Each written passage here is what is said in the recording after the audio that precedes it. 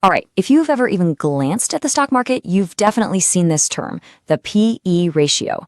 It's everywhere, but what on earth does it actually tell us?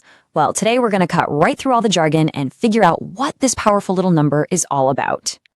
It really all boils down to one simple question every single investor asks. Is this stock a bargain, or is it way overpriced? And look, while there's no magic crystal ball, the PE ratio, it's one of the best clues we have to start solving that puzzle.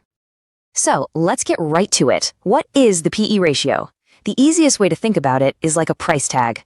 It's what the market is willing to pay for a piece of a company's profits. Now, don't let the formula scare you. It is super simple. It's just two things. First, you take the stock price, that's the P, and you divide it by the earnings per share, or EPS, that's the E. And all EPS is the company's total profit divided up by all of its shares. So really, it's just price divided by earnings. That's it. And here's the best way to think about it. The final number you get literally tells you how many rupees investors like you and me are shelling out just to get one single rupee of that company's profit. Are you paying 10 rupees for that 1 rupee of earnings? Or are you paying 40? That's the PE ratio in a nutshell. Okay, enough with the theory, right? Let's make this feel a little more real with a super quick and easy example. So let's pretend we have a company. We'll call it Company A. To get the P for our ratio, we just look at its stock price. Let's say it's trading at 200 rupees per share.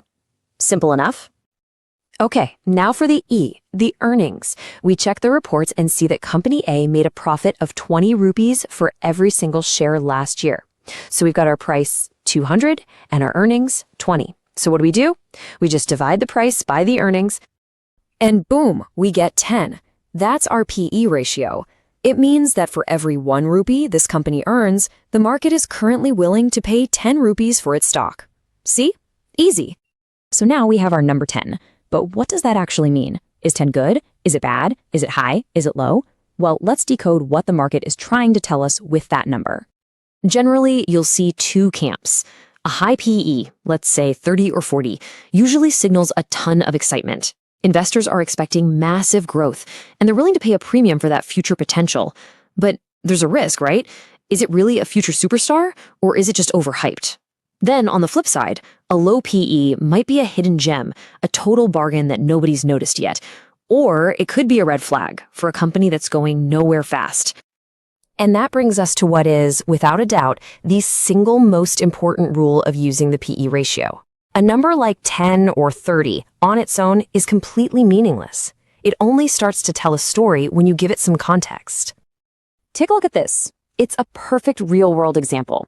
On one side, you have an IT giant like Infosys. It's got a high PE because investors expect huge things: innovation, growth, you name it. On the other side, you've got a stable oil and gas company like ONGC. It has a much lower PE, reflecting more modest, slower growth expectations. So does that mean Infosys is expensive and ONGC is cheap? Not at all. You just can't compare them. They're in completely different worlds. Judging a fast-moving tech company by the standards of a steady utility company is, well, it's like comparing apples and oranges. It just doesn't work. The only comparison that makes sense is with its direct competitors in the same industry, or maybe against its own historical PE. So, let's wrap all this up. Before you ever use this metric to make a decision, you have to remember a few golden rules. Okay, etch these into your brain. First, never ever look at a PE in a vacuum. It needs a buddy. Compare it to the industry average. Always ask yourself, what are the expectations for future growth? Because PE is often more about the future than the past. And remember, a high number isn't automatically good, and a low number isn't always a great deal. They're just clues designed to make you ask better, smarter questions. Which really leaves us with the ultimate question, doesn't it?